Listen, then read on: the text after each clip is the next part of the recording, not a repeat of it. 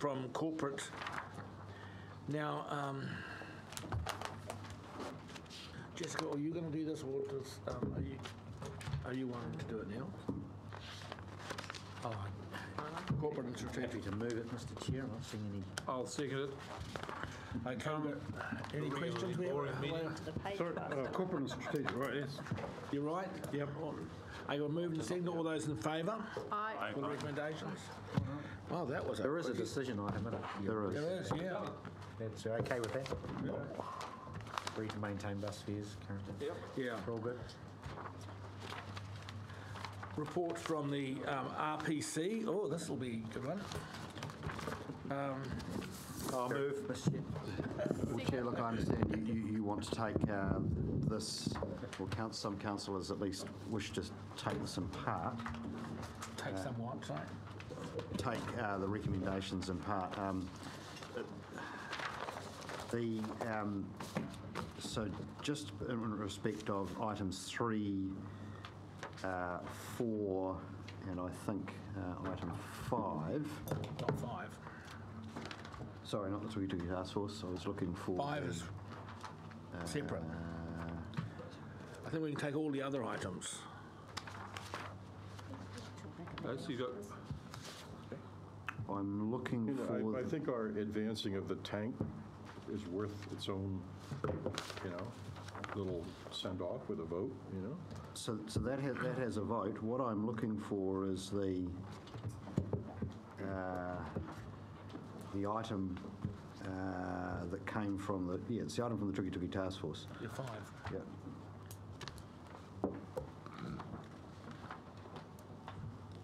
So I understood that Councillor Belford was keen to have that taken separately, was it? Yes. Okay, well, what we'll do is we'll take... I suggest Councillor Belford move the recommendation on tank. If he does that, I'll second it, and that gives Councillor Belford the opportunity to speak. And once we've done that, we'll then come back and have someone else move the issue on the Tuki Task Force report. I think that's a very good suggestion. 2 separate resolutions. I'd like to move the decision item on tank. Yes, I will. And Rick will second it. Second that. Do you wish to speak, Tom? No. We've created this wonderful platform here. Rick, do you wish to speak? No, I will. I'll say a few things. I just want to say, contrary to all expectations, this process is proceeding along a track approximating what people hoped for will be the case. And the consultation process will be another step along the way for a community-led plan change, which I think we should celebrate. Peter. Chair, I just want to acknowledge the many years of hard work that so many of our staff have put into that process. I think it went 6 years in the end and involved a huge amount of input from a very wide range of stakeholders in our community. It was a protracted process to manage. There were many changes in the stakeholder group over time, which you would expect, of course, with representation from so many different parts of our community over a 6 or 7 year period. But through it all, through the diligence and hard work of a number of our staff, and we need, I think, and the reason why I'm speaking is because I think we need to acknowledge that.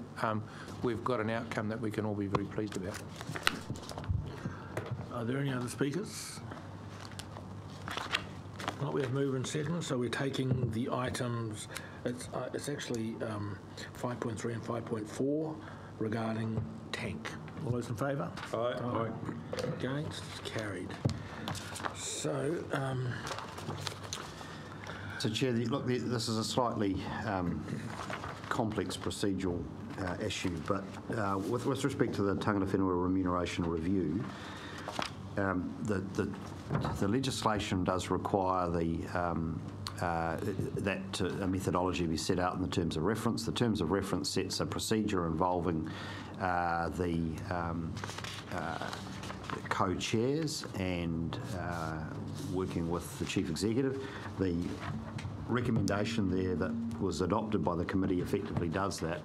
Its relationship to the council and the council's role in decision making is ambiguous both in the legislation and the terms of reference, but as was pointed out during the committee, ultimately it is a council decision where to set that remuneration as per the budgets for council in both the long-term and annual plans. So this set of minutes hasn't been drafted with a presumption that there is a need for council to then go on and resolve that the RPC, given this is a joint responsibility between Tangata Whenua and councillors, that this has been initiated by them. Similarly, with respect to the Tuki Water Task Force request, the committee itself has asked for that further work to be done on the preliminary Tuki plan change process. It doesn't necessarily require a resolution of council for that work to be initiated. The committee is able to request advice and request work in its own right, which is why it's come as a consolidated set of minutes, if you like, or a report from the committee as opposed to seeking a council decision on those two matters. That's really the explanation to the issue that Councillor Bell has raised, but I understand that it is his preference that the council makes a decision in relation to those two items, I believe. Is that correct? Not two, one. Both the remuneration review and also he did raise in terms of the performance review. So again, we're in this ambiguous situation where the review is to be conducted by the appointers, not by council. And through the process of the Regional Planning Committee, we've arrived at a determination that review is, our staff advised that in our view it had been complete, but we couldn't get resolution of that.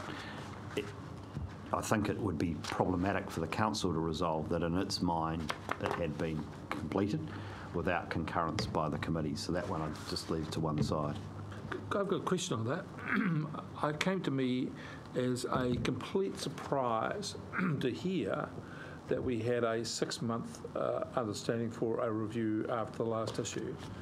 The chair indicated that he was unaware of the 6-month review. You, the chief executive, indicated you were unaware of the 6-month review. And we're told that someone on the staff agreed to it. Well, I would like to know who and on what authority. I don't want to have it here in the council meeting, but I do feel we were gazumped by that. I can give an update on that, Councillor. I just want to finish by saying I don't want to ever get back into this trap again and give you notice that when we come to looking at this thing again, I will be indicating a process which will ensure we do not get gazumped in that way again. So I'd just like to assure you that the council wasn't gazumped by staff, so we've looked into it further, and what we have determined is that a view was expressed after the remuneration had been set by a representative from the Tangata Whenua, essentially following one of their hui, that what the process had been unsatisfactory and a request was made for it to be done again in 6 months' time. That is not a request that was agreed to, it was just asked for, and it had not been addressed or communicated. But that's not what was communicated at the meeting. It was communicated at the meeting that a 6-month review had been agreed to. That was my understanding, and I've been subsequently advised that that's not the case. But I think on the Tangata Whenua side, they assumed that it had been agreed to because they had requested it and there had been no objection raised to it. So an assumption was arrived at.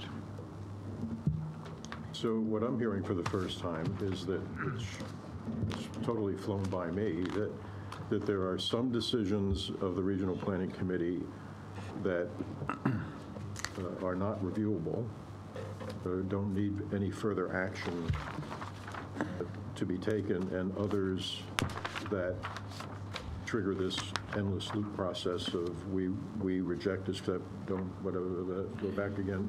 So where has that ever been articulated before? So my understanding, and Mr. Hooper may be able to help us out here, but look, my understanding is that all committees of council are able to commission advice from staff, and that's not something that therefore has to be further ratified. And it Advice from hasn't been. staff is different than committing to several $100,000 of a plan change. Well, look, my understanding, and I think the wording there is that they direct the staff to scope and initiate a preliminary process, which is effectively bring back advice. But look, I readily accept this one's probably a line call, and Right, well, there's two different issues, and I think I would like a little more clarity going forward as to what matters come before the Regional Planning Committee that require further acceptance by the council. Apparently there's some that do and some that don't. I'd like to have a better understanding of that, not today, but at some point.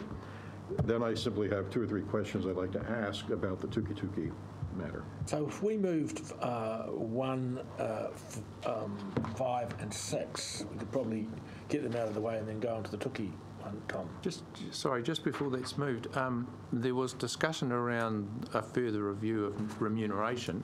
That's not even mentioned anywhere here that I can see.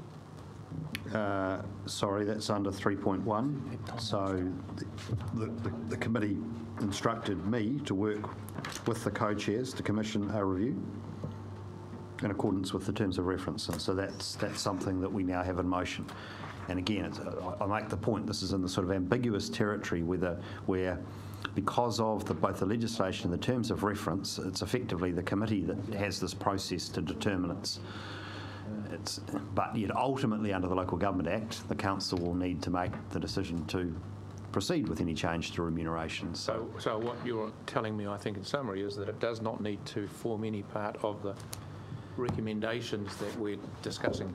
That's our position. That's the belief. That's certainly. James, given that new information has come to light, would you not refer this back to the RPC? Look, I don't think it changes the fact that there is a degree of discomfort with the last approach that was taken, that we haven't adhered well to the existing 2014 terms of reference in terms of the methodology, and to put the matter to bed, it is worth just having one more crack at this. Good question. If we were to undertake this work, will there be an expectation it'll come to conclusion, and who's then going to have the sign-off on it? Well, any changes to remuneration would have to be incorporated within budgets that would be approved under the annual plan or long-term plan processes, so it would be a council decision. Unfortunately, the legislation is wholly unhelpful because it says that will be determined through a methodology agreed by terms of reference, which can only be agreed unanimously between the appointers, which includes the 9 PSGs as well as council. And it's just another one of the many examples sitting within the Hawke's Bay Regional Planning Committee Act where there is an ambiguity about its relationship with the Local Government Act. So we're sort of muddling our way through this because we don't have clear guidance from statute. Well, if it's ambiguous, isn't it better to actually settle the matter by a council resolution? Look, in terms of today, if you would like to resolve 3.1 as it is drafted in the paper, and replace that with the council instructs. Well, I would. Then it's clear. Yep. And likewise, I actually agree. the scope and initiate a preliminary tuki plan change process. I believe that needs deciding by the council. However, in that case, if it's voted down, it'll have to be sent back to the plan committee, which would be a bloody great shame. Yeah, I'm actually, through you, Chair, I'm actually agreed with Alan. You've just told us that it's our responsibility to finally determine this, so it should be us who are at the very least endorsing this. Well, And certainly, probably adopting it. You mean the Tuki one? No, I'm talking No, about the 3.1. remuneration. Yeah. So the decision to allocate the funds is yours, but the decision on the number that comes out of the process is determined by a methodology, which is effectively a joint process. which is a very peculiar thing, but for you to be accountable for something that you don't have full control over. I don't agree with that. I don't think anybody can. We have not delegated our authority to expend money on behalf of the council. There's no authority to do that. It's never been given and will not be given. No one has that. Yep. Because the moment you start that, then the council sheds authority to expend its money. Only this council has the authority to strike a rate and raise rates forcibly off ratepayers. Yeah. It cannot delegate that away, nor should it. Look, I agree, Councillor, and that's why I think the terms of reference are highly problematic as currently drafted. So it should read something like the council endorses the Regional Planning Committee instruction to the Chief Executive. Well, that would be fine. Clear. I'll move it. I'm happy to second. Move it a second. Benton didn't have a chance to get his word in there. He's slow. So we've got a mover and second with that amendment. Do you wish to speak on it, Alan? Who was that? Oh, Peter did. All those in favour? Aye. So then in relation to 4, Councillor Belford, I don't know whether there was anything further you wanted on that one? No, that's fine. And then in relation to 5, let me just reiterate the past process has been that council committees can initiate work or advice from staff. I guess this starts falling into the category of when does advice from staff start turning into a substantive piece of work with significant financial implications for council and a displacement effect on other work, and whether or not that's a decision that, in terms of the RPC's work program, is signed off here. And again, we have the same issue where the Hawke's Bay Regional Planning Committee Act says that the committee will determine its work program and the council will provide the resources necessary for that work program. And yet, once again, you are then legally required under the LGA to make your own decisions about all of that. And the two bits of legislation do not speak to each other well. So, But the expectation at the meeting was that, in fact, that this was a decision, in principle, perhaps, to initiate a preliminary tuki-tuki plan change process. well, certainly it's correct, Councillor. There's no decision to notify a plan change or anything of that nature at this point. It is a scoping exercise, and that's what staff are working to. Question around that, James, but I'm getting a little bit confused by all that. So the tank plan change, that was initiated by council and given to RPC to go through the infinite loop in there. Because this is the proposed tuki-tuki plan change is a plan change just like any other. The RPC Act empowers the committee to initiate plan changes. I'm pretty sure that that's correct. And I think in the case of Tank, it was just a timing issue. Right. Before. So this is the first one that's actually come up since... Oil and gas, I think, was effectively initiated by the RPC. But then that came back to here for approval. Yes. Yes, it did. So shouldn't that be the same here? Well, certainly when there are decision points in relation to notification and the like, so substantive decisions, they would come to here. As I said at the start, this falls into this murky territory of the previous practice of committees initiating advice from staff. So there's a question here about whether this is just advice from staff or we're actually starting down a plan change track.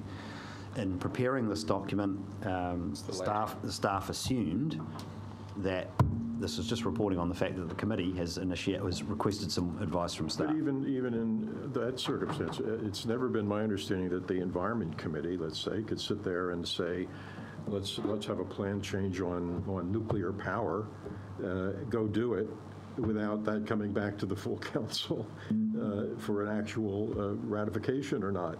No, but certainly the Environment Services Committee has frequently asked for reports on or advice about and things from staff, and that normally comes through just the committee report. The council doesn't then go and make double debates on those requests. But the documentation in this case had pretty steep numbers in it as to what exactly this would cost. Oh, look, I agree, and this is the point I'm making, is this one's a bit of a line call. You could have said that it's a substantive decision that requires that. The other question there is 5.2 is direct staff to scope and initiate a preliminary. It's it's not just scoping, it's also initiating. Initiate a preliminary process, which is certainly not initiating a plan change process. That's the I word. think I was at a different meeting in terms of what the intention of the decision was. Yeah, And that the decision of the intention was to give some relief to Central Hawke's Bay for a very limited period of time to counter the adverse effects of Plan Change 6 being there without its companion water storage. and it's certainly the message that's gone out to the community seems to be that, yeah, we're going to initiate a plan change. Well, actually, the wording on it's been very, very carefully crafted to be clear that the committee has requested advice on the scope of that plan change. Certainly that it has not initiated a plan change. Let's go into the substance of this. To relieve irrigators from the requirements of minimum flows that would take effect now, that are in effect now, I should say, right? To relieve legally the responsibility to meet those requirements, you would need to change the plan. Correct. Right? That's right. You can't just decide on the day, let's waive it. Yes. Right? So that's why the language involved here is initiating a plan change. My question is, given that what was being sought was 2 seasons of postponement, we're already through season 1. Mm-hmm. By the time this thing gets off the track, if it does, we'll be nigh on season 2, assuming it's not even challenged. Mm-hmm. If it's challenged, season 2 will go by. Mm-hmm. So what exactly is this plan change going to propose? That we add 2 years to the back end of that? So we have a 4-year? What is the point of going through this circus? So these are precisely the sorts of matters that we want to bring back to the committee to consider. So the committee received a letter. The request was to give us guidance about whether you want us to go away and do some work. That's now being undertaken at pace. That goes back to the committee, and if there is a decision to proceed with a plan change at that point, it will come to this table. Now, look, I was slightly going around in circles on this. I was trying to give an explanation as to why it hasn't come as a decision. I think, as I said, it's a line call, and in hindsight, this would have been given its substance in terms of council resources and its political import to have come here for a formal decision today, whether or not you... So the questions I just asked will be part of what is reviewed. Is there a point to spending $200,000, $300,000 on a plan change that is moot? Because it's supposedly supposed to be asking for relief from current requirements for this season and next season, and then get on with business, right? So there's a cost-benefit analysis that does need to be undertaken. It'll be necessary for the Section 32, etc. So there are some things that need to be weighed, such as whether the intended benefits, if you like, of delay exceed the costs of the preparation of the plan change, the timing issues, all the things that you've raised, all have to come back finally, formally.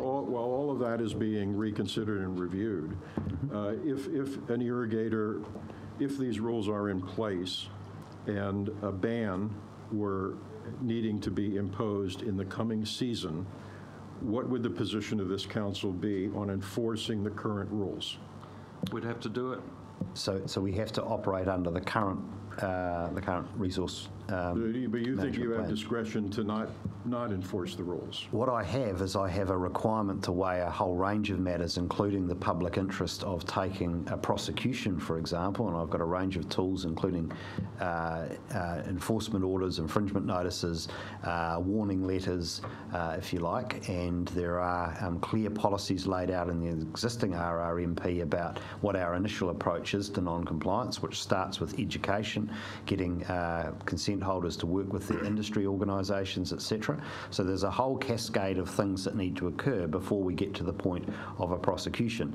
And all the way along, there are a series of things that need to be balanced.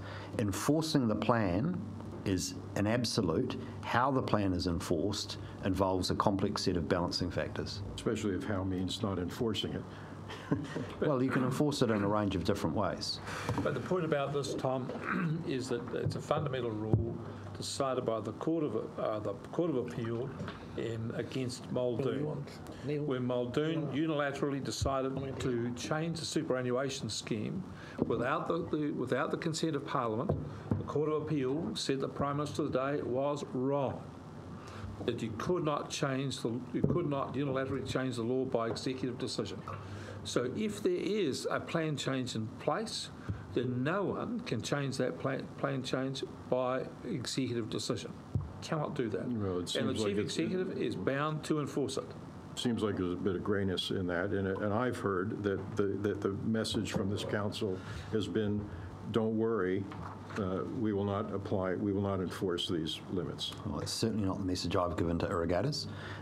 It's a far more complex set of matters, and I'm happy to circulate the Solicitor General's guidelines on the tests that need to be undertaken before taking enforcement action, and the policies with the RRMP on this to councillors, so you all understand the very difficult position that I'm in on these matters. So in the last question, so the best case scenario you could project, other than lots of rain, is that we might consider a plan change that would have 1 year of suitability.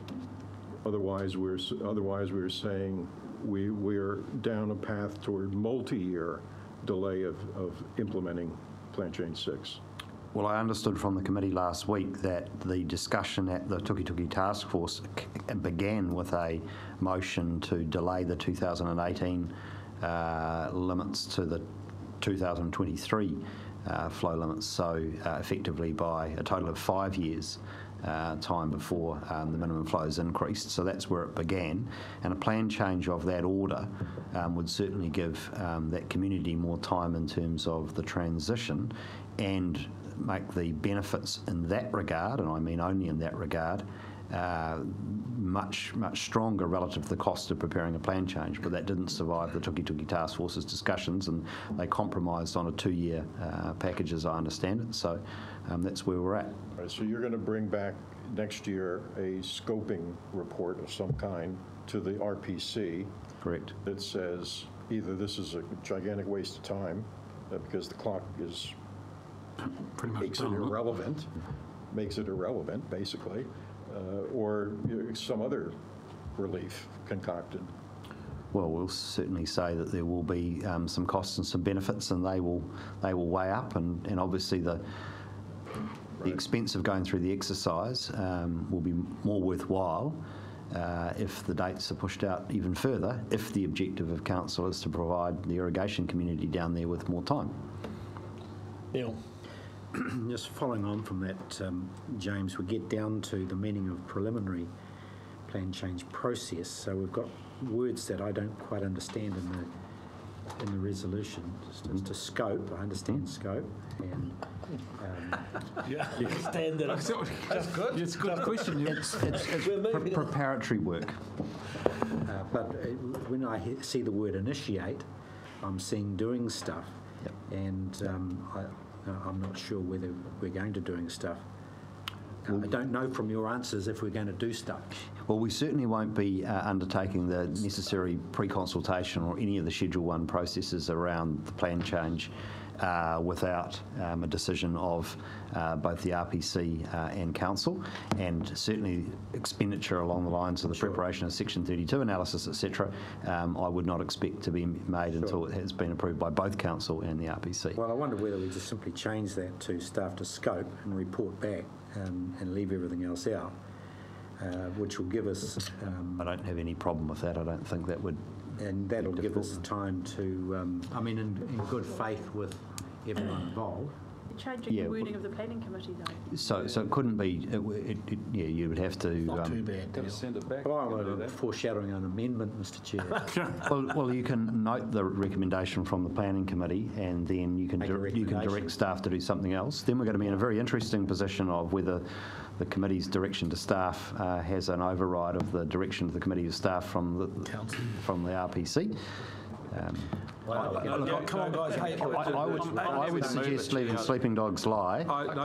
You have the challenge, James, because we can't direct the staff, only you can. Yeah, And so you would then have to choose between two masters, this council or the RBC. Council, can we get on with this? We're just noting that we've received those reports. Can I have a mover that we've received those reports? I'll do it. I'm bludgeoned down into submission.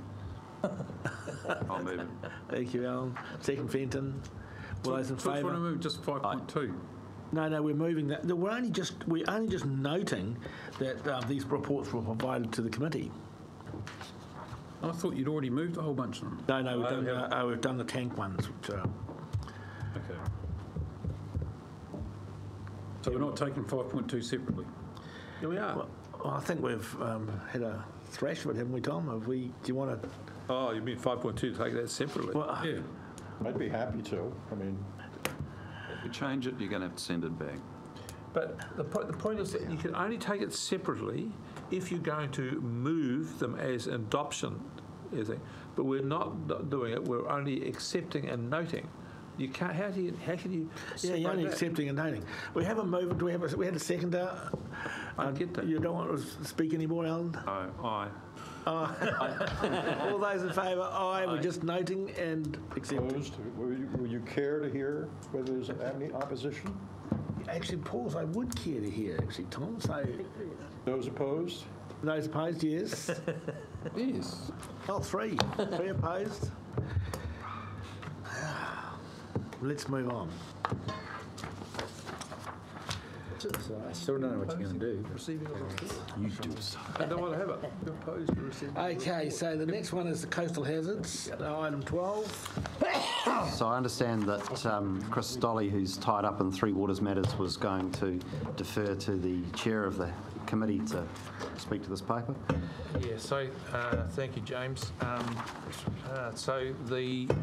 There's a new terms of reference being developed that's been recommended by the Joint Committee to the three councils. It's already been adopted by Hastings. The two most significant parts of it really are number 3, where we've recommended a change from two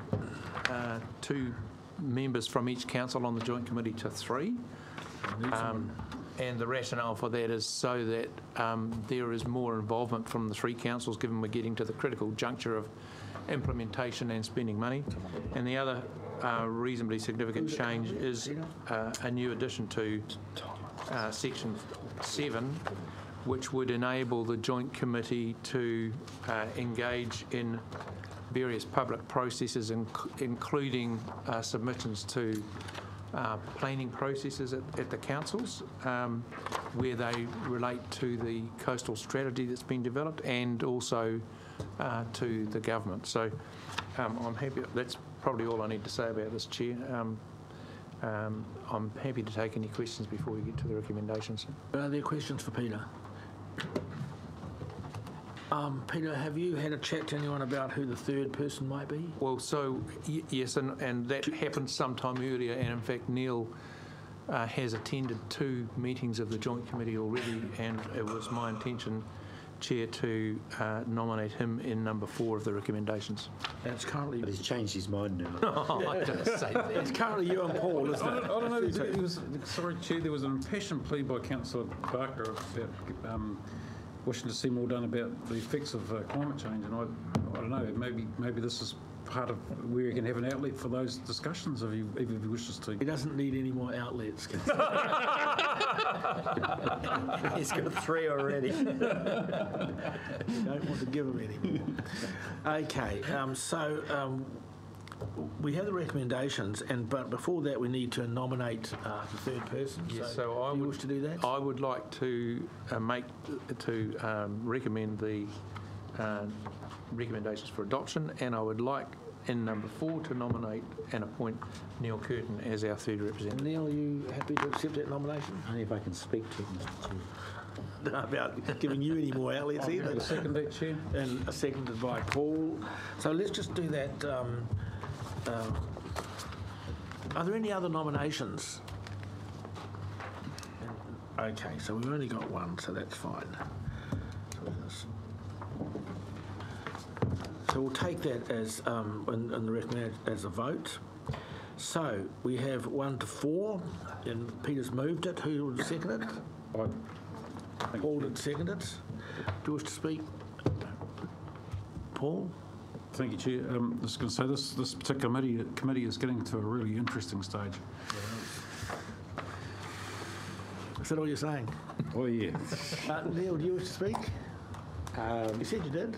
Well, A yes. gracious acceptance speech. Yeah, gracious. I'd like to thank my mother, Well, my wife and family for all my support through my career. All I can say, Mr Chair, is that all councillors will soon take very close heed of the reports coming back from this committee. That's right. You will certainly, it will certainly focus everyone's attention around this No table. question about it. Thank you. I just want to say something too. You guys do a fantastic job. Peter, you do a fantastic job chairing this, and Paul attending. And when I come in, I see Neil's car out there at the same time. So this is a major for our region. It's recognised nationally as a major piece of work that we have done, and people are looking at it and copying us. So it's a credit to everyone involved, because certainly we are very exposed to sea level rise. So, all those in favour? Aye. Against? It's carried. Now, we have item 13. I'll move, Mr Chair. So, Chair, this item follows on from the previous discussions and papers of the Corporate and Strategic Committee and the meeting of the Council on the 28th of November. At that time, the Council resolved to approve the proposal that was before Council in principle, and to authorise me to finalise the terms of a loan consistent with the terms in the paper, and including a repayment schedule. So that work has been going on subsequent to then. As of yesterday afternoon, we finally became in receipt of a final set of contract documents that fulfil the expectation of the Council on the 28th of November. I would comment that it was wholly unsatisfactory that we did not receive those till yesterday, and that we then passed those on to councillors yesterday afternoon at the earliest opportunity. We had advised the parties involved that we needed the papers last week, and we have been chasing them for many days, and so that was enormously frustrating. And so in recognition of that, I appreciate the sentiment that may exist around the table that this is a matter that should be deferred, and that's something in terms of councillors satisfying themselves that they have seen the documentation and are satisfied with its content, that's something you'll need to resolve in terms of whether you're comfortable to make the decision. For my part, I have been sufficiently involved with the preparation and review of these contracts to be satisfied that the Council's position is well protected, and the concerns raised by councillors in successive discussions on this have been adequately covered off. So I don't have a difficulty myself with proceeding with this on the basis of the contract before us and signing on behalf of the Council, but you do need to be satisfied yourselves that that's an appropriate step to be taking at this time. So happy to take any questions in relation to what we have before us. Benton? Just through you, Chair, to the Chief Executive, what's the burning ambition? I mean, it would have been a far tidier outcome to defer for January. The whole country has January off, as you know. What was the burning reason that this had to be done today? There's no burning reason from my perspective, and certainly not from the Regional Council's perspective. I understand that Kahutia Limited are trying to progress landowner agreements, purchasing nursery stock and the like, and are very concerned about ongoing delays in relation to the next planting season. So they are in a hurry, it would seem, but look, that doesn't need to dictate our processes. So that's the context, but no hurry from my perspective. James, can you just tell me in one sentence, I mean, what are we doing here? Because this is highly unorthodox, so I just don't get it. So we have an asset at the moment that doesn't generate any income for the council. It's an asset that is appreciating in value, and it's an asset that we don't believe that we should monetise by way of a sale of those NZUs at this point in time, given that the policy signals from central government suggest that there will be an ongoing increase in carbon price. So they are a good asset to hold, but they don't generate any income for us, and they don't achieve anything by way of planting forests. So the opportunity which has arisen here is that we have been approached by this party to make use of that asset, and they have been prepared to put up a contract, which I agree is somewhat unorthodox in so much as they're proposing to pay an interest cost, which effectively will cover our administrative costs of holding the contract, pay us the full value of future units upon the repayment schedule set out in the contract at the market value on the day, so therefore guarantee that we don't lose any future appreciation in that asset value, and put that money to work to achieve the outcomes that the council has stated under the Kahutia Accord that it wishes to see achieved by way of tree planting. They have been prepared to put their own assets on the line and provide a guarantee on that, including first priority over Tautani Station. So from my perspective, they have constructed a contract which achieves multiple objectives for the council and does so at very little risk for us. So we've responded to this opportunity. We haven't got out and sought it explicitly, and in that respect it represents a reasonable package of outcomes for council. So why not just give them a loan? Well, Complicating it. Well, I guess the issue with us giving them a loan is that we would need to recover our cost of capital, if you like. So the interest rate would be considerably higher, and that would have an effect for them in terms of their business model, an additional set of costs. So this is a lower cost of capital access for them to enable them to make the financial mechanics of what they're doing work most effectively. So from their perspective, it's a lower form of a loan, and from our perspective, it's the only way we can deliver a low interest loan without that coming at cost to the ratepayer. So what are you going to do to the forestry titles? Are you going to be formally registering against all of the titles, or are you just going to be formally registering against some of them? So the council won't be. Kahutia Limited will be registering its interests against the forest that it establishes. No, but there needs to be an interested party consent, which formally notes on the title it registers the lease or it registers forestry rights. Mm-hmm. Yes, and that will be between the landowner and Kahutia Limited, not between the regional council. Our relationship. If we are passing over carbon credits, then that lien goes on our forestry titles. So that goes back to the whole question of safe carbon. So what we've done here is we have estimated our total carbon liability across our portfolio, and we're only proposing to loan, in this case, carbon that is not at risk, if you like, because it still goes against a title. Safe carbon. Not in terms of our assets, so we don't have our NZUs are not tied to the title. They are tied there by the registration, if you like. So where our forest holdings are registered under the emissions trading scheme, those units are allocated to that land, but they're fungible, so we are able to sell them ourselves onto the open market.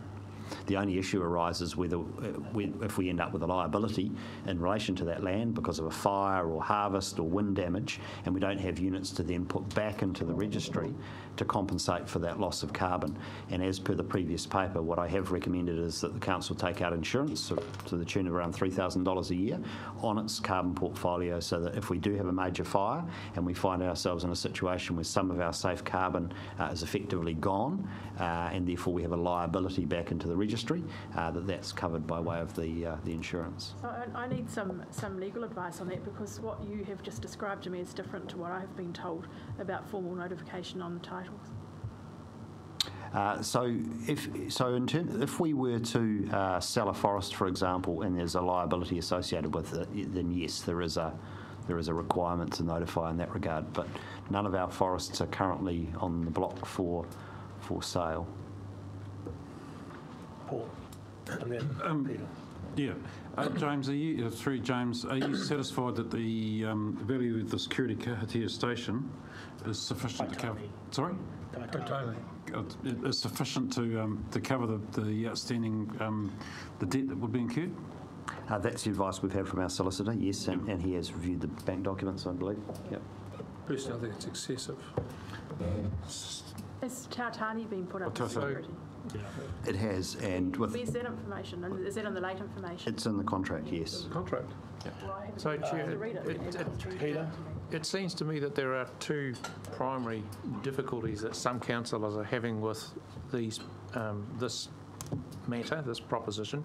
The first is the haste in which the decision is being asked for, and the fact that the papers only came last night. But in fact, I think we've had these papers or something very similar to them 3, if not 4 times previously. And I think it would be hard to argue that we're not pretty familiar with the detail of these proposed contracts and the arrangements that they involve. And James, I'm interested in your opinion as to how much change there is that councillors may not have had an extensive opportunity to study previously. So that's my first question. Well, the contract itself was provided to a previous council meeting. There have been some changes to it which are reflected particularly in paragraphs 5, 6 and 7 in the council paper itself. So those key matters that were previously discussed by council, we've gone away and negotiated. So those changes have been made to the contract, but I would say 90% of it is as was originally presented. There are several other documents which are new, and they relate to the security that was sought from the Kahungunu Asset Holding Company, and so they are new documents, but they are fairly brief and they are relatively straightforward. Okay, so the second objection that appears to be getting raised here is this whole business of not going out and getting an RFP on this matter, and we've got some legal advice in relation to that to be honest I've had a bit of a struggle with. So number 14 of the legal advice, I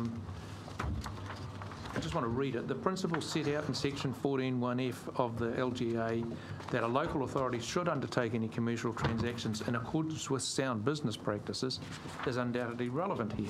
As a general comment, if the primary objective is to achieve the highest return on the EMU portfolio, then sound business would generally be to enter into some form of tender or RFP.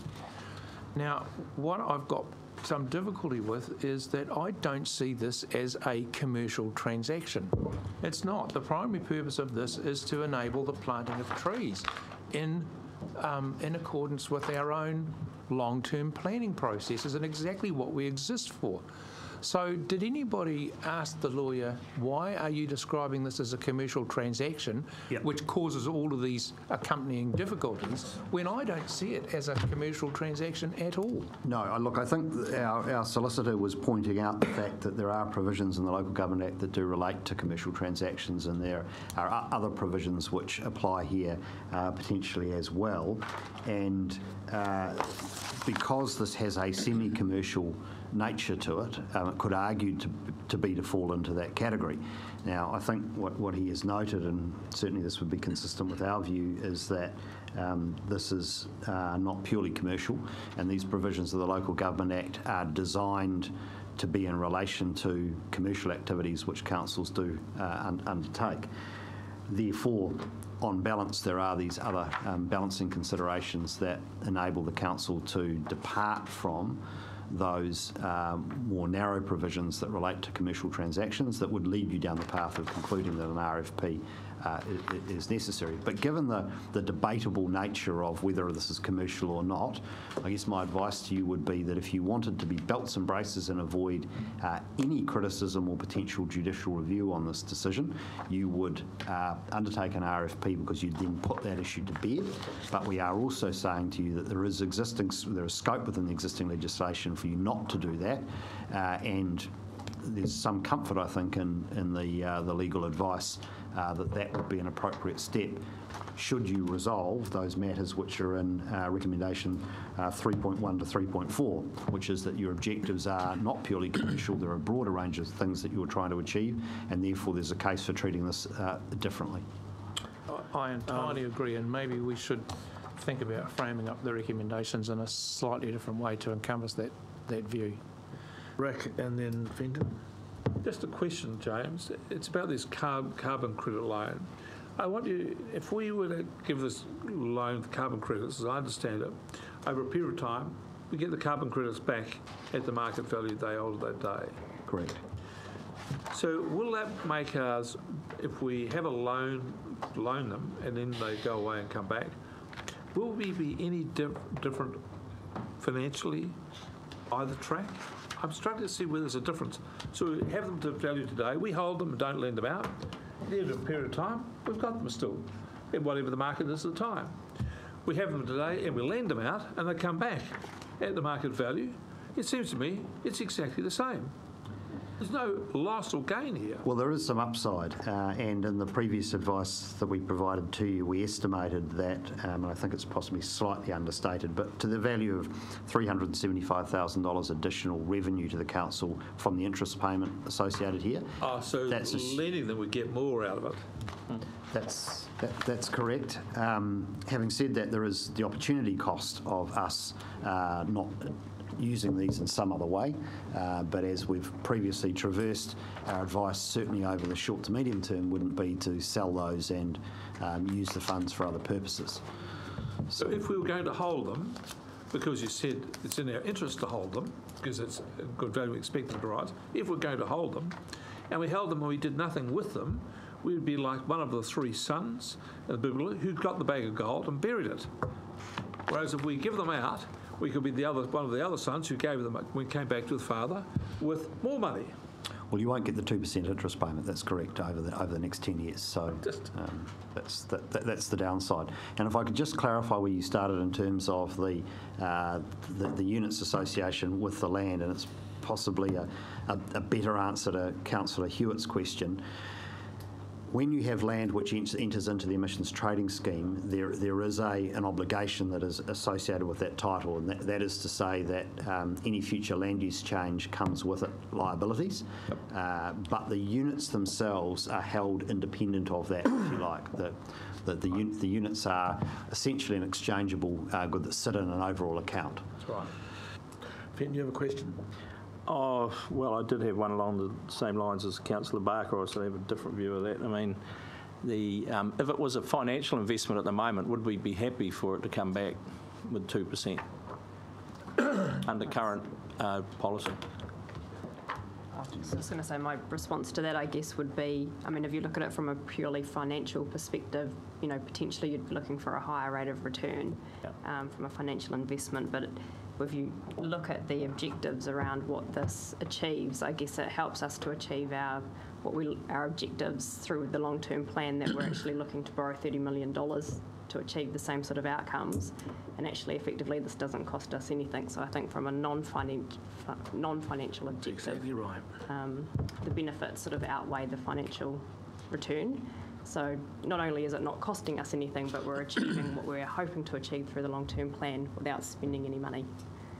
So you shed some light on this, obviously. Is there any reason why the CFO hasn't been part of this? Because she's been so busy working on the port transaction. This has been one additional, but I have asked Jess to review this and to be available to make comment on it today, which she's done. And that leads on to another question. Has anyone else peer-reviewed this? Not legally, but someone with a few smarts other than Tane Randall around carbon? There's been a few cooks on the broth. As you will see, that there was tax advice sought and two different lawyers from Sainsbury Logan looked at it. We've had some internal peer review from other staff. So Tom Skirman's reviewed the contract, etc. We're reasonably satisfied that we've covered off all the council's risks. In terms of the business plan and the very specific costings and expectations that Kahutia Limited have got, and they provided that presentation to councillors.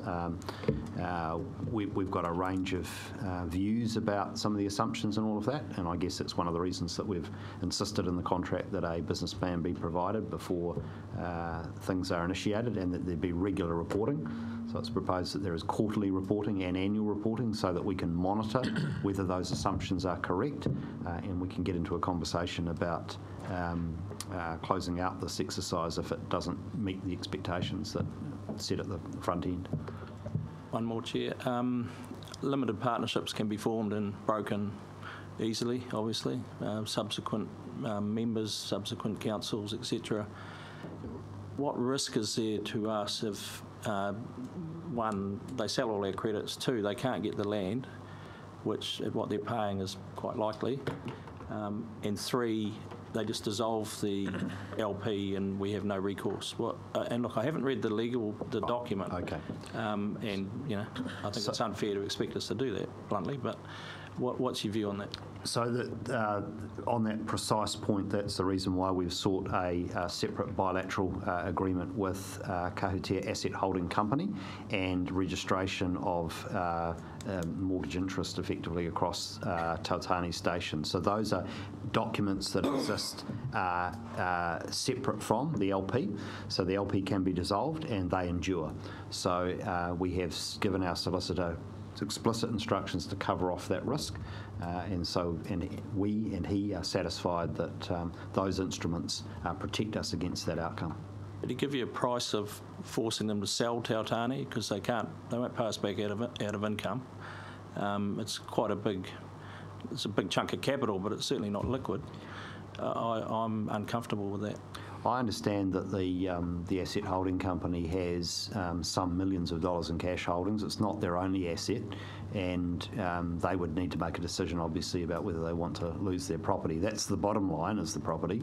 But the first recourse does go to the asset holding company, and you would expect that they would, in the first instance, seek to pay the obligation from their cash holdings or from more liquid assets.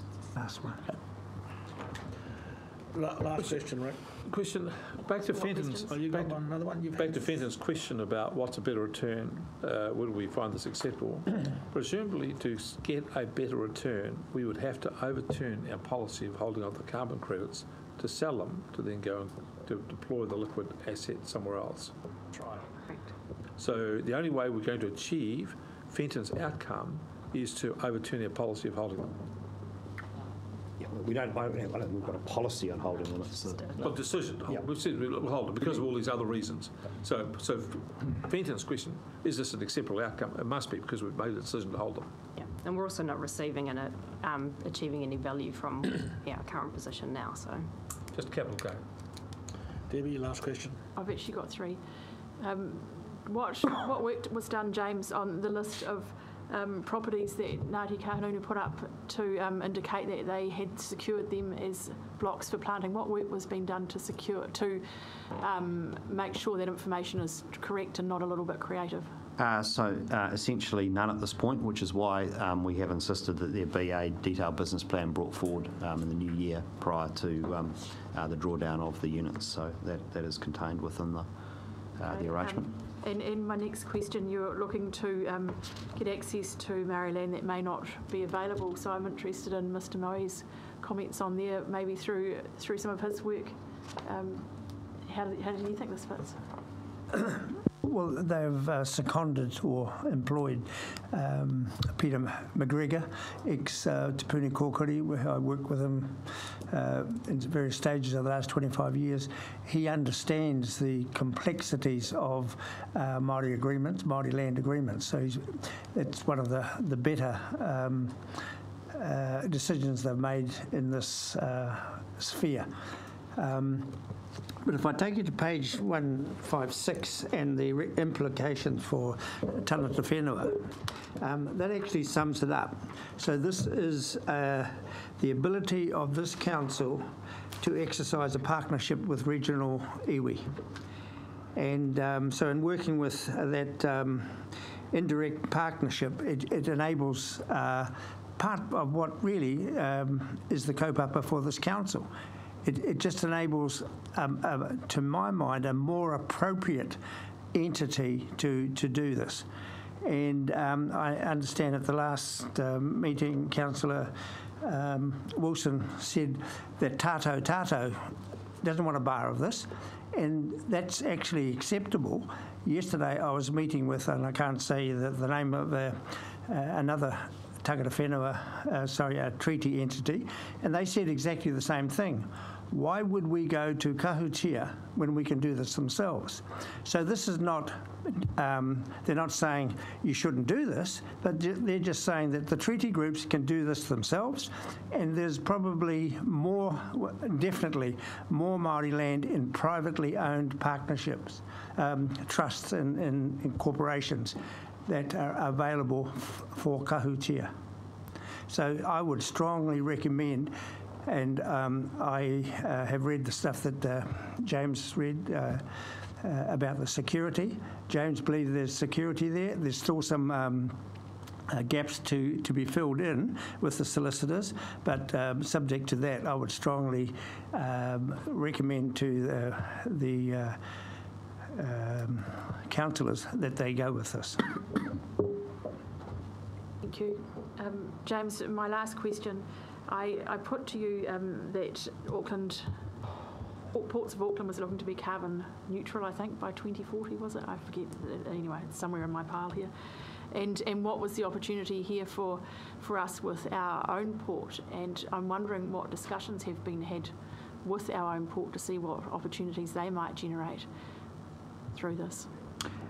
Look, the port needs to offset their emissions in the fullness of time and they'll have a range of suppliers that are already have liabilities under the emissions trading scheme that will be offsetting those. So they need to do that. The way they do that, I would suggest, is by paying fully the price of sequestering the carbon that they currently emit, or that the footprint of the port represents, and I don't think they're in a position of requiring any financial assistance from this council in meeting that obligation. I think they are a strong enough commercial entity in their own right to be able to go and offset their emissions, and I think that's one of the matters that we should be encouraging them to do so. I think we've had a really good thrashing this out in questions. I think we should move it. I would like to move it. Do I have a seconder? Seconded. Sorry, Peter. Would you be happy at number 4, agrees that the proposal achieves the objective stated above, to add the words, and is not primarily a commercial transaction as set out in the Local Government Act? Yeah, I would. You accept that, Rick? I'd say better put it, the proposal is not a commercial activity. Fine. The proposal is not a commercial activity set out and achieves the objective stated. Well, can we say primarily, because it's a lot more commercial than some? Yep. I'm happy. So I want to speak to this, because I sincerely believe that today we have an opportunity to do something really special. There's always going to be those amongst us and amongst our community who are going to be doubters in these kind of relationships. And they're going to say what's wrong with this project instead of what's right with it. And I'm very pleased to hear that there is a group of us who are saying what's right with it. Because Because what we're proposing today is a real partnership with Ngati Kahungunu iwi. It's not just another talk fest. And that's what we tend to do around here, is we tend to have talk fests with Tangata Whenua, and we don't actually do anything. The iwi are the only treaty group in our area that represents all of Kahungunu in our region and into Wairarapa. And another significant thing is this is the first time that a regional council is proposing to enter into a commercial partnership of this size with its iwi. But it's actually the second time for our regional council, as what began as a handshake at Waipatu Marae has turned into a formal legal partnership with Ngati Hori and Ngati Hawea to create a historical regional park at Pakawai on the Karamu. This partnership is not only another step to cleaning up the Karamu, but it will be a celebration of very significant historical events that have occurred on the site. And I say this because we're getting good at doing deals with our Tangata Whenua, and I think we need to improve on that. And don't leave it to government, but we should be doing these things ourselves. The Ngati Kahungunu iwi and its people are determined to be active players in correcting the negative trends in our environment. And they have sought a partnership, and they sought it with us, and we representing our community to do this. Maori-owned land is also a significant contributor to silting our rivers and streams, and we need our iwi to help us connect to these landowners. But it's also significant to say they're not just talking to Māori landowners, they're talking to significant Pākehā landowners, and I'm well acquainted with one of these. The iwi has developed a sophisticated tree planting model and have been very proactive in the market, already planting 2 small blocks in 2018 and have already tentatively secured 2,000 hectares to be planted in 2019. And they have actually tentatively secured a lot more than that, but conservatively they're going to do 2,000 hectares in 2019. And I see this as only the beginning as we seek relationships with our farmers, neighbouring councils, community, environmental groups, marae hapu and other regional treaty groups. They'll all be quite different in structure, and not all will pay interest or be able to offer security, and some will be a complete community subsidy. So not as good as this one. We have put aside $30 million, which we hope will be matched by the government, to create a $60 million fund to assist these groups to plant and fence riparian areas and steep eroding hill country. There will be no commercial dividend on most of this activity, but the social and environmental dividend from all this investment will be huge, just as it will be for our relationship, our deal with Kahungunu. However, in addition to the $60 million, Council has approved the raising of a further $100 million to invest in commercial reforestation, and we're going to deal with that in the new year. This will be our first community partnership on a journey to hopefully many more. Some of these will be fully commercial, others will be less, but all will contribute to the journey of our fixing our environment, and to me, that is the bottom line here. We are lending our carbon credits, which we are actually going to get back the full, in terms of equity, and the full increase on equity, which we all think is going to be considerable, and we're getting a 2%, and it's secured. They won't all be as good as that. But to me, the biggest thing that they intend to do is to plant trees. And as I said this morning, we can't do this alone. I want to thank all those who do intend joining me in supporting this partnership to plant more trees in our environment, and more trees that are desperately needed in our environment. Rick? Thank you, Chair. Several things about this. I've been intrigued by this discussion. A previous council negotiated with the Central Hawke's Bay District Council about buying some land to use as a means of fixing the sewage problem down there. I just want to examine what happened. The council spent over $1 million buying the land, for which was never used. Now it sits on our books at a minimal value, huge loss to us. It's got some trees on it, but it does nothing. It's become a bike park. No responsibility for this at all was exercised. There's been no gnashing of teeth and wailing about what a bad deal this was from Central Hawke's Bay, none whatsoever. I just want to contrast the rigour and the attitude to that purchase to this one here. This one here, we're guaranteed that whatever we hand over, we're going to get back. And we're going to get back at whatever inflated value it is. And because of a nervousness around this council, we have what I think is a very usurious deal on Kahungunu, that we're requiring them to put Tautani Station, the jewel in the crown, up as a guarantee. I think this is personally over the top. It's a little bit like lending someone some money, borrowing some money off them, lending someone some money and then holding the kids hostage. I think we've been over the top on this. But for what? The issue here is we want to plant trees. We want to do some environmental good. The representations we've had at this council very often have been to the opposite. It was only a week ago I sat at this council table and have people beseech this council to roll back the date in which the tuki-tuki's minimum flow has to increase. That's about maintaining environmental degradation, not improving it. That was in the interests of Central Hawke's Bay. With some reluctance, this council agreed to it. And here we have in front of us a group of iwi who want to go and do environmental good, plant trees. We should be celebrating this. We should be clapping out and jumping up and down saying, hallelujah.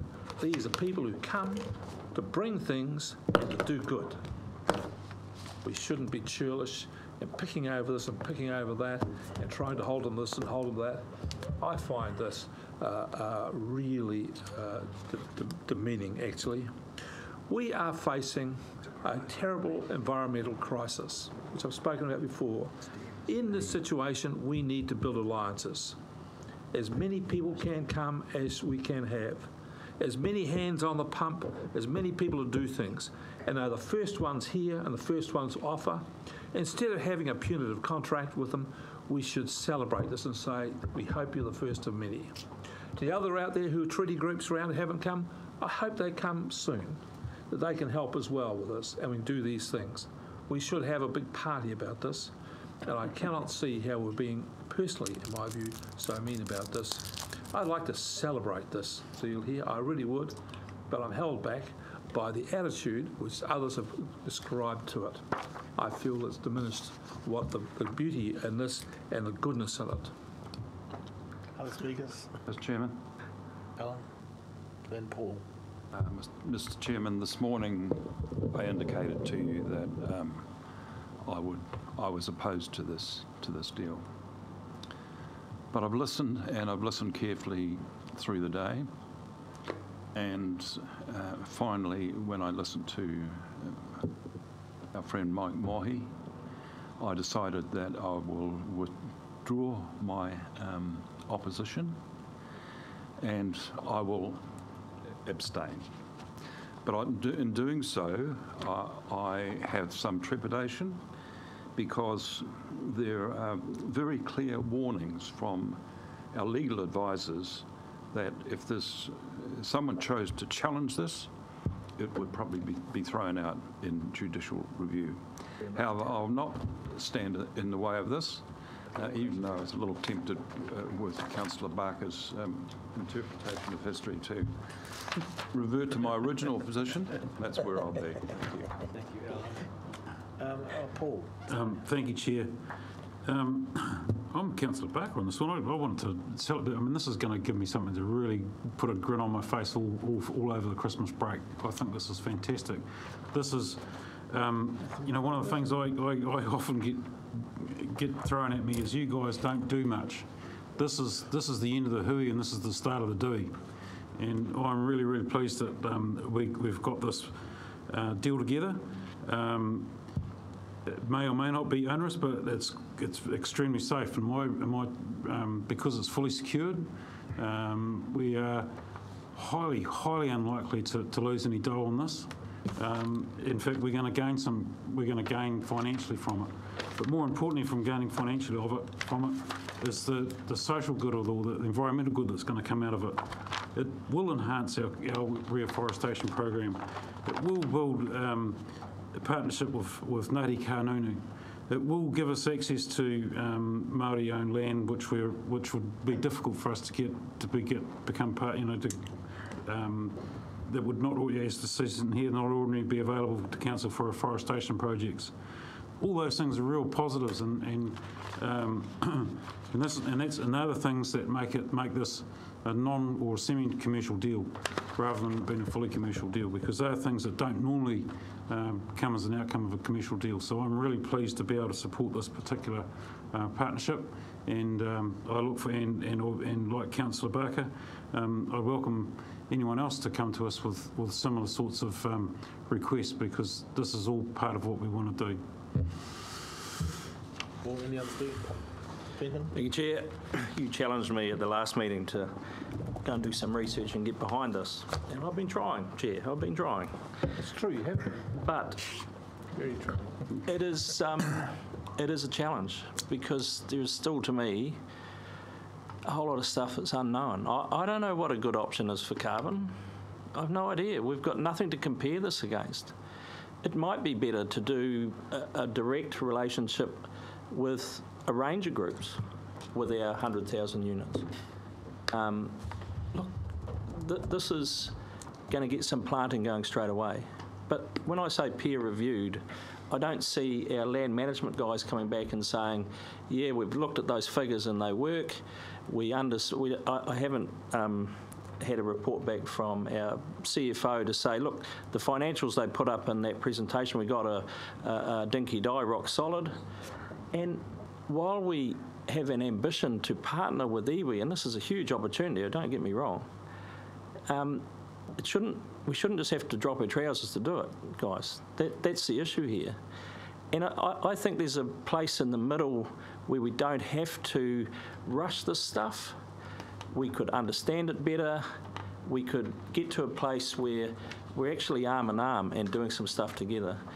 This here takes a lot of the focus away from our job, if you like, of being the science guys. We're the smart guys in this conversation. We're working through a right tree, right place process at the moment that this actually flies in the face of. And that's crazy. And ask the people of Tokomaru Bay, where our ambition is to cloak the land, they closed the town down 30 years ago. Now, instead of silt coming down on the houses, they've got forestry slash. I'm not saying this is an outcome of this, but we have some control on what we do in our ambition with our spending. We don't have any control over this. The 2.1 or 2.5 million or whatever it is ends up in three hands. They decide the level of retention of that money that they need to pay their own rations, right? We don't have any say in that. That's fair. What that takes quite a chunk away from where this carbon started from. And thank you, Councillor Barker. A fair chunk of it did come from Central Hawke's Bay, out of those forests. Dead right. It was a good investment, maybe, after all. So, look, I'm trying to drink the Kool-Aid, Chair. There's a glass in front of me. I just can't quite get it to my lips. So I'm against this. A longer arm. Any other speakers? Debbie. If there's no others, Debbie, sorry, I didn't see your hand, Debbie. Being a bit, like what's been going on all day, Chair. You know, I'm really opposed to this. To suggest that objections from Central Hawke's Bay are churlish is just, it's not even worth answering. We're all around here with a duty to the ratepayers of Hawke's Bay. None of this churlish nonsense. You know, Chair, I said to you this morning, I have not had an opportunity to do due diligence on these last 69 pages. They arrived last night, and You know, I mean, you're railroading this through and you're not even allowing for fair and reasonable due diligence for all of the people around the table. I don't know why you are looking to be non-transparent. What is there to hide? Just beats me. One of the key things to this proposal going ahead is going to be access to land, and from the figures I've been shown, they're paying half of what other parties are paying per hectare.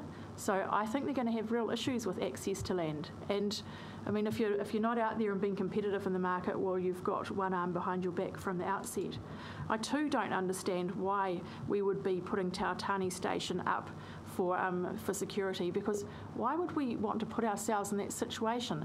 If these carbon credits do what's predicted and they're valued at $7 million or plus in 10 years' time, I mean, why would we want to, as a council, be pursuing Māori land? I mean, it's a really unfortunate situation to be putting ourselves in.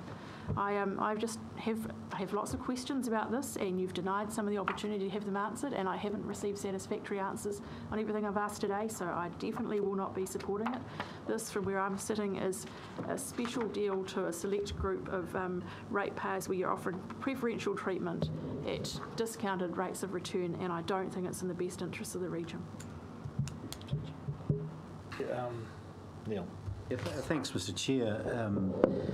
I'd just like to comment a couple of areas. Firstly, I'm pleased to have had a further opportunity to look at the documentation, which I did last night.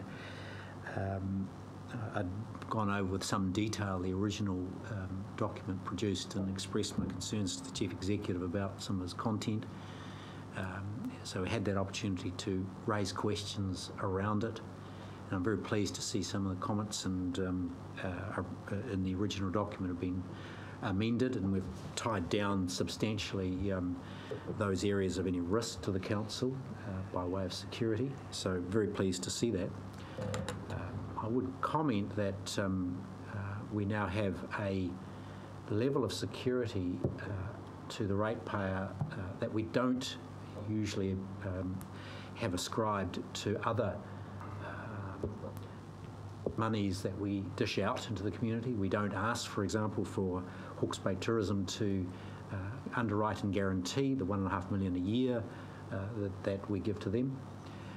We have no report or feedback from economic development, $100,000 of economic development, but I'm curious to see that we're imposing a level of constraint, security and expectation on our Māori community that we do not normally ascribe to others in the community. Perhaps we should think about our level of trust and confidence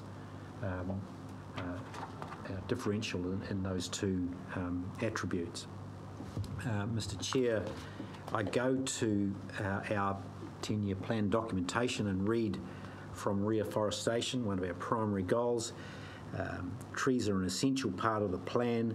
$30 million proposed to be invested in replanting and fencing and pest control in the next 10 years. We've got bigger plans, desired ability to use our balance sheet to invest in $100 million in commercial reforestation over the next 10 years. So we've got a plan. We've told the public about it. We said we're going to use our balance sheet to make these investments. And here we are fulfilling the undertaking we made to the public to use our balance sheet to plant trees. I'm curious to know how that wouldn't satisfy those ratepayers and those people who pay their rates, that we're spending the funds in the manner and using the resources of council in the manner we said we would. To me, we've locked in a security here that we've asked for and we've received. We're achieving one of our key goals in our plan, which is also to have strengthened relationships with tangata whenua. We consolidate and do that with this arrangement.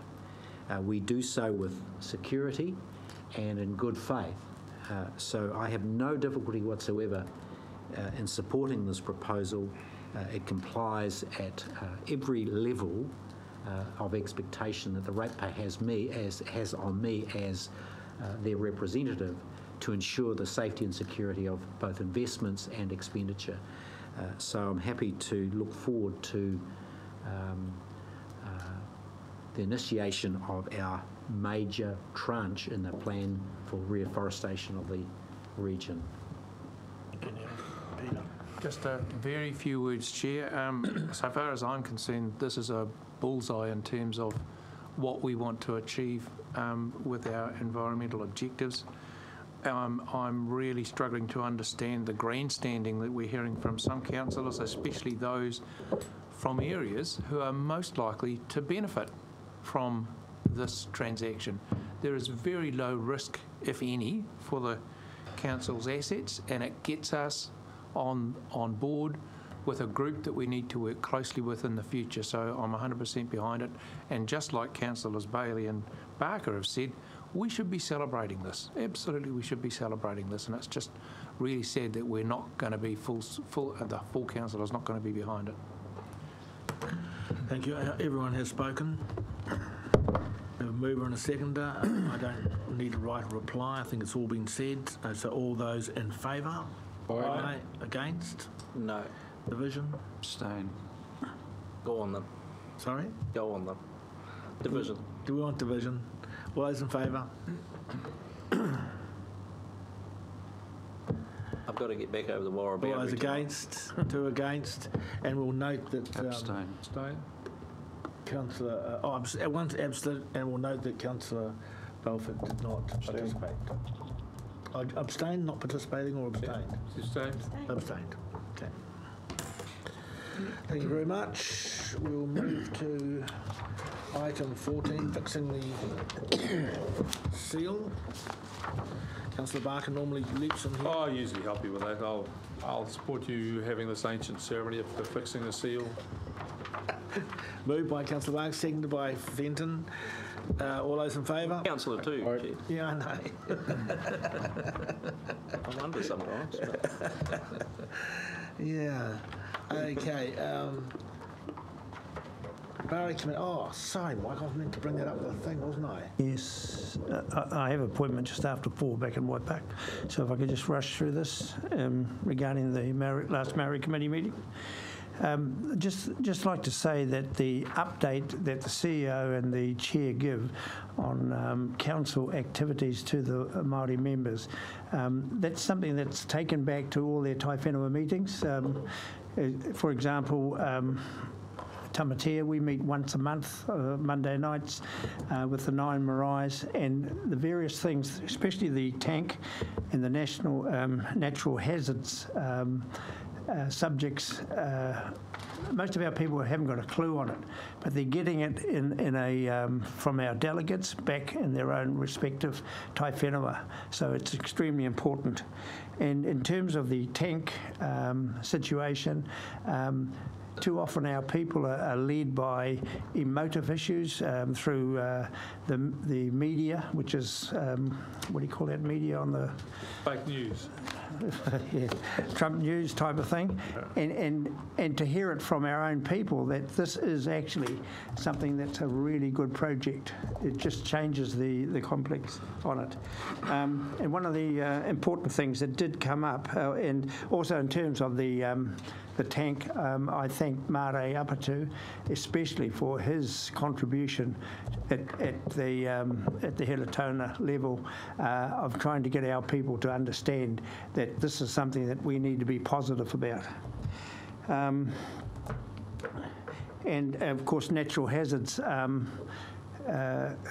My relations on the coast are completely oblivious. Oh, we'll wait for the sirens to go. No. If it shakes for more than a minute and a half, get up on the hill. Also in the Tai Whenua report from the Wairua delegate, she made special mention of the council's efforts and Councillor Wilson's support in terms of what the Wairua River is doing to at least 3 of our marae urupa graves, which are actually falling into the river. So I'd just like to thank Councillor Wilson for that support, and the council, the CEO, for allowing that process, which is ongoing. And unbeknown to me, my tupuna and father's graves are actually at risk at Frasertown, at Pakowhai Marae. So that's it, Mr. Chair. Oh. Thanks, Mo. You'll move your report. I can't. Oh, I'll move his report. we've got a mover and a seconder here. Do you wish to speak, Fenton? Just to thank Mr Mohi for a distinct and unusual chairing style for 2018. Brilliant, wasn't it? Okay, all those in favour of receiving the Māori Committee report? Aye. Aye. Against? It's received. Regional Transport Committee. Alan, do you want to? Yeah, Mr Chairman, I will comment. The major item was dealing with the issue of Provincial Growth Fund applications for transport-related projects. And as it says there, 2.1, endorse those currently in progress. Well, there are a couple from Hastings District, one relating to bridge strengthening and one relating to their proposed southwest collector, which are in our regional transport plan, but the intention is, if they are successful, that they will bring, those projects will be brought forward. I'd like to dodge down to 2.3, endorses a Provincial Growth Fund application from Hastings District Council for 4-laning the expressway. Now, there's a fair bit of debate about that, and it was passed by a majority. NZTA abstained on the basis that they don't support it at this stage because the traffic volumes don't justify a very major project, and of course it's early days. The traffic is flowing well on the expressway with the Links Pakawai intersection completed. The unknown is what effect the Wakatu arterial will have, which just opened for the first time today. So anyway, good luck to them. Don't believe they'll actually be successful because they won't have the support of NZTA, who own the road. Then 2.2, that really followed from that. We've had Heritonga Plains transportation studies. They have led to the projects that are currently completed, just completed or under completion at the moment. The time is right for an update on strategic transport planning. So it's intended to apply to the fund for assistance to do that planning, which would be done by the Regional Transport Committee because planning is its major activity. 2.4, endorsing the approach by the TLAs jointly to improve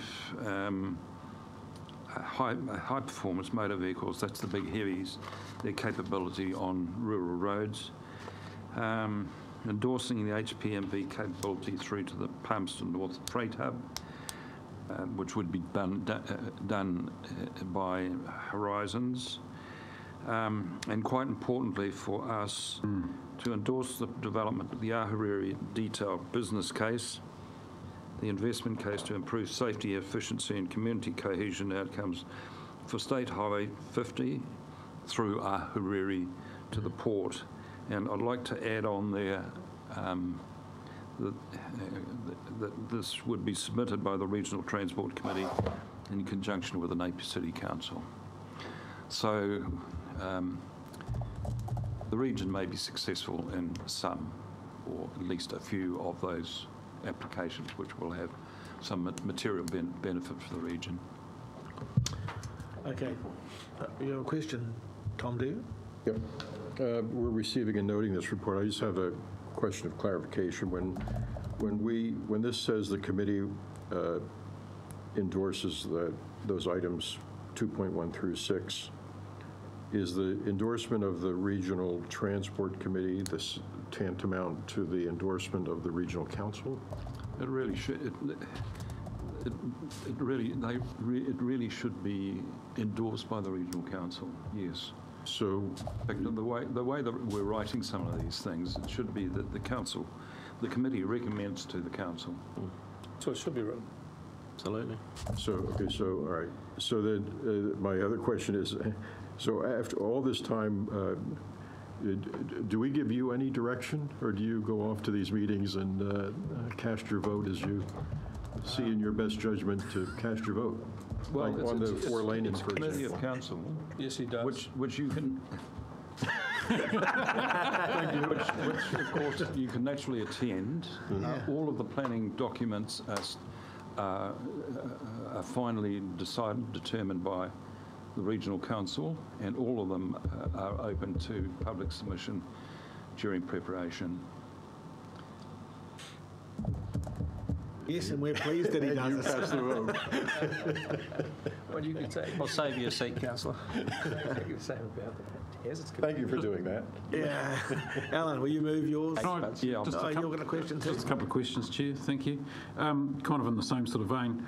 2.6, the investment case to improve safety.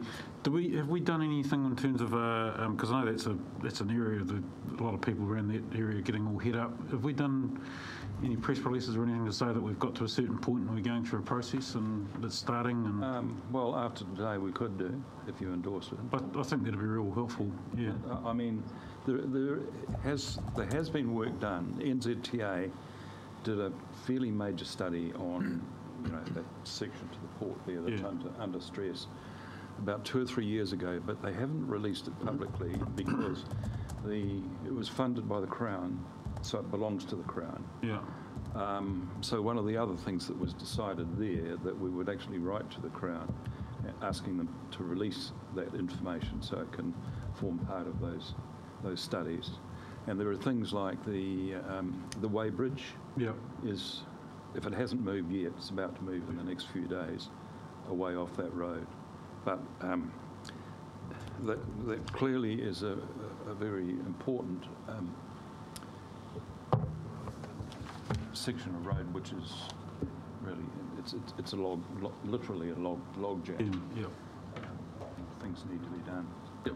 And then, But the frustrating thing about transport planning is it takes so bloody long. I mean, we've been talking about the Ahuriri,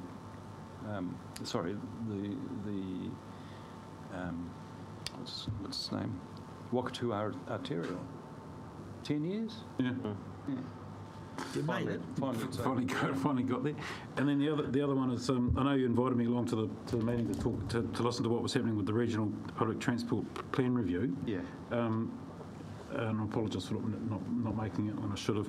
But are you able to? Am I able to give feedback into that if I have read through that over the Father Christmas break and come back for your visit? Oh my goodness. That's a commitment. You are not allowed to leave in this room. This is a tragedy. Okay, Alan, that final question, yes, Alan will send it to you. No, I've got it here. Yeah, no, that's right. So, Alan, you move it. Paul, will you second? Yes, I'm happy to second it. Radio. All those in favour of receiving the Transport Committee report? Well, receive it and endorse the decisions. Yeah, and please. I agree, it's quite hard to endorse a couple of those, but it's democracy, I guess. Receive and endorse.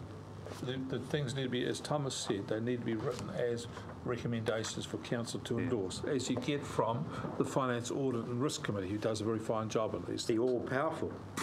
And I mean, the meeting only happened a short time ago. I hadn't seen the agenda, the minutes, before they hit this agenda. If I had, I'd probably have suggested some alterations. All those in favour? Aye. Against? Carried. Minor items. Now, I lost my other sheet. Debbie, you had one, did you? And Ellen. Alan and Debbie. Yeah, Mr. Chairman, look, in terms of Napier Gisborne Rail, I'd had advice from staff, and Tom is doing an excellent job, by the way, in handling transport with Anne Redgrave, who'd be one of our better second-tier managers working with him. But I'd had advice from him that Kiwi Rail were saying that they would be limiting the line when it's open to freight movement of logs. Now, I've been approached by Mainline Steam and the Pai Atua Railcast Society in the past and recently, and they were concerned that they had the same message from Kiwi Rail and accordingly would not be able to offer tourist excursions, which they were planning to do, particularly over say the Art Deco season, taking short excursions up the Escalion Bank. So I wrote to Todd Moyle, the chief executive, and basically he came back to me, and I'll just paraphrase a bit. Our decision to only allow freight on the line at present is entirely based on taking one step at a time. Firstly, we need to get the freight operation up and running, as this is the primary intent for the line and remains our initial focus. Reopening the line has been delayed by storm damage, and we aim to have it in operation by the end of April 2019. As seen recently with the main north line through Kaikoura, we were able to commence freight operations well in advance of passenger services. The risk profile of a passenger operation is much greater than a freight operation. It is therefore important to assess evidence of how well the track will handle freight loads. Once we know that, we will be able to look at whether a heritage or charter could safely operate on part or all of the Napier Warrior line and what restrictions could apply. While we can't provide a time frame for this, it will remain a focus. So I'm satisfied with that, that it's not, the door is not shut. Not closed, no. Sounds positive. And I've conveyed a copy of that to those operators. Thank you, Alan. Debbie? Thank you. We had the fourth Apatoki Task Force meeting yesterday afternoon, and progress is positive in that all of the stakeholders are still at the table, and so at the moment we are focusing on a lot of purpose discussions and then pretty much getting a roadmap, which is sending a lot of different roads out in all sorts of different areas to plot from a community and an iwi-led decision-making process where we are to be going. I'm just going to share something in terms of, and I said to one of the staff members, Monique Benson, yesterday, I said, I think if I was to give out a man of the match, I would give it to you today. So I'd just like to share something, an email that Monique sent out last week, and all of you around the table here will remember maybe a year or so ago we had a visit to Lester and Margie Gray's property down in Central Hawke's Bay. We were on the feedlot at Onga, and their two sons were there, Callum and Phil, and Phil's sadly been put to rest tomorrow. So this is Monique's email. I'm guessing you're aware that the irrigation efficiency training in relation to the Tuki Task Force work organised by Irrigation New Zealand was scheduled to be on Lester Gray's property. It has now been relocated in light of his son's suicide last week. This is incredibly sad. Unfortunately, farmers committing suicide is becoming more and more common.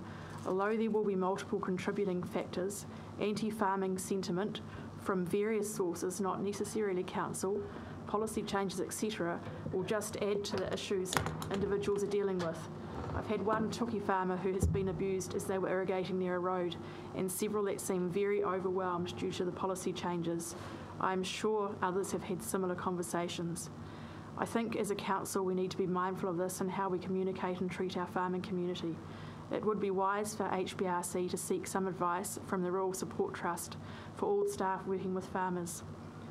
Monique goes on to look for some acknowledgement as to the suicide, and also a reminder as to us as a group, this you're talking about the task force group, that we need to continue working together on realistic policy solutions, because policy needs to be implemented by real people making decisions on a day-to-day basis. And then we, at the end of our meetings, I do a wraparound with everybody, given the opportunity to speak, and Monique's words were quite lovely. She said in the words of Ellen DeGeneres, be kind to one another. So happy Christmas everyone, and that's my Tuki update. Thank you, Debbie. So that is the end of our meeting. We have a public excluded that we need to go into. So will someone move us in, please? Peter and Fenton. So we're now in public excluded.